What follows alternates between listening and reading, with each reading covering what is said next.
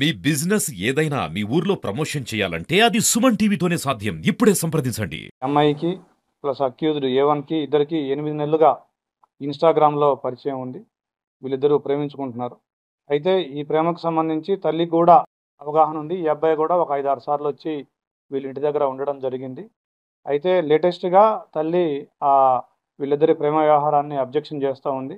ఈ అమ్మాయి వెర్షన్ ప్రకారం ఆ అమ్మాయిని కూడా 1-2 సార్లు కొట్టిందని చెప్తుంది, దండించిందని చెప్తుంది. దాంతో ఈ అమ్మాయి కక్ష పెంచుకొని తల్లిని అడ్డు తొలగించుకుంటే తప్ప నేను ప్రశాంతంగా ఉండలేను, నేను ఇతనితోటి ఉండలేనని చెప్పేసి భావించి ఇతన్ని బాగా రెచ్చగొట్టి ప్రోత్సహించి మా అమ్మని చంపాల్సిందే అని చెప్పేసి ఇతన్ని రెచ్చగొట్టడంతో ఇతను వచ్చి వాళ్ళ తమ్ముడిని కూడా సపోర్ట్గా తీసుకొని వచ్చి ఈ హత్య చేసినాడు. అయితే ఇందులో ఈ అమ్మాయి ఎవరైతే ఉందో 8th to 12th కూడా వీళ్ళు కట్టంగూరు వెళ్ళి ఈ అక్యూజ్డ్ ఇంట్లో ఉండడం జరిగింది. ఈ అమ్మాయి వాళ్ళ చెల్లి ఎవరైతే మైనర్ గర్ల్ 14 years గర్ల్ ఉందో ఆ అమ్మాయి కూడా వెళ్ళి ఉన్నారు.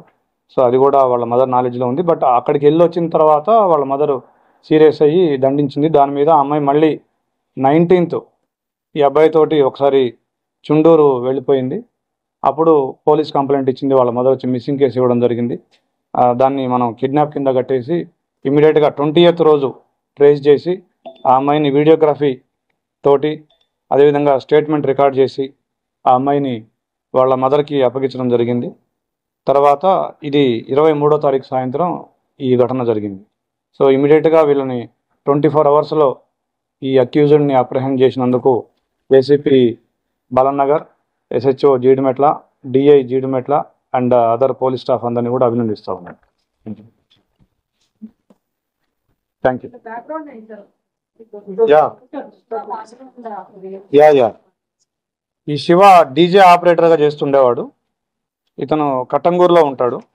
ఇతనికి 19 years, ఇంటర్మీడియట్ సెకండ్ ఇయర్ చదువుతున్నా అని చెప్తున్నాడు. ఎక్కువగా డీజే ఆపరేటర్ చేసి ఇతనికి ఆదాయం సంపాదిస్తూ ఉండేవాడు. ఈ డిసీజ్డ్ ఎవరైతే ఉందో ఈవిడ తెలంగాణ సాంస్కృతిక కళాకారుల బృందంలో సభ్యురాలు. గత 20 సంవత్సరాలుగా హైదరాబాద్లో ఉంటుంది. వీళ్ళ నేటివ్ వచ్చేసి ఇనుగుర్తి గ్రామం, కేసముద్రం మండలం, మహబాద్ జిల్లా. అంజలి కూడా ఫస్ట్ భర్త కూతురు, సెకండ్ భర్త కూతురు చిన్నమ్మాయిని మంచిగా చూసుకొని పెద్దమ్మాయిని మంచిగా చూడకపోవడం, ఆ తర్వాత అనేక సార్లు అబ్యూజ్మెంట్ చేయడం, అడ్వకేట్లతో వార్తలు పెట్టడం, ఇవన్నీ కూడా తరచూ చేసేది అంటూ ఫ్రెండ్స్ అందరు కూడా చెప్తున్నారు. అదే కాక శివతో అమ్మాయి రిలేషన్షిప్ ఉన్నప్పుడు వాళ్ళ మదర్ ఫస్ట్ యాక్సెప్ట్ చేస్తుంది. వీళ్ళు కూడా లివింగ్ రిలేషన్షిప్ ఉన్నారు. వాళ్ళ మదర్ కూడా పెళ్లి ఒప్పుకుంది. ఆ తర్వాత శివాని డబ్బుల కోసం బ్లాక్మెయిల్ చేయాలనుకుంటుంది. అదే మీరు చెప్పిన వాటిలో చాలా విషయాలు నేను కూడా కవర్ చేశాను, దాదాపుగా అవే చెప్పాను. సో మీరు అన్నట్టుగా ఈ అమ్మాయి ఒక 3 సంవత్సరాల క్రితం 7th క్లాస్లో ఉన్నప్పుడు పోలీస్ స్టేషన్కి వచ్చి తల్లి మీదనే కంప్లైంట్ చేసి నేను ఉండను ఈ వీడితోటి అని చెప్పేసి హోమ్లో ఉన్నమాట కూడా వాస్తవం. అది కూడా జరిగింది. ఈ అమ్మాయి మా ఇంటరాగేషన్లో కూడా దాదాపుగా మీరు చెప్పిన పాయింట్లన్నింటినీ కూడా ఏకీభవిస్తూ ఈ అమ్మాయి చెప్పిన పాయింట్లు నన్ను ఎక్కువగా కొడుతూ ఉండేది అనేది, నన్ను ప్రేమగా చూసుకోలేదని నాకు అనిపించింది అని కూడా అమ్మాయి చెప్పడం జరిగింది. హై స్కూల్ లో కూడా ఈ అమ్మాయి సెక్షువల్ హరాస్మెంట్ కేసు కూడా పెట్టిందని టాక్ అండి. ప్రిన్సిపల్ పైన టీచర్ ఎవరైతే అక్కడ పనిచేస్తున్నారో ఆ టీచర్ కూడా ఇబ్బంది పెట్టిందని ఒక్కసారి వాళ్ళ మదర్ పోలీస్ స్టేషన్ కి రావడం జరిగింది. అది మా నోటీసులో లేదు సార్. ఇప్పుడు ఈ అమ్మాయి మానసిక స్థితి ఎలా ఉంది, దర్యాప్తు సాగరిస్తుంది? తప్పకుండా. ఈ అమ్మాయి CCL, child in conflict with law. So we have to take all the necessary precautions and procedures. So as of now she is good and ఎట్లా ప్రొసీజర్ ప్రకారం we are going.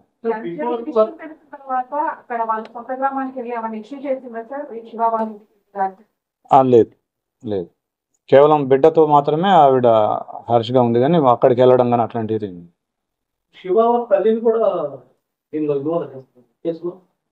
As of now మనకి దానికి సంబంధించి ఏమి ఆధారాలు దొరకవు. As of now ఆవిడ ఇన్వాల్వ్మెంట్కి సంబంధించి మనకైతే ఏమి ఆధారాలు దొరకవు. సార్ ఇప్పుడు ఒకసారి బిఫోర్ కౌన్సిలింగ్ ఇచ్చారు కదా సార్, 19th రోజు అయినప్పుడు మరి 20వ తారీఖు నాడు ఇక్కడ కౌన్సిలింగ్ ఇచ్చారు కదా, అప్పుడు వాళ్ళ యొక్క మానసిక స్థితి కానీ వాళ్ళ యొక్క అప్పుడు మనం అబ్జర్వ్ చేస్తామా?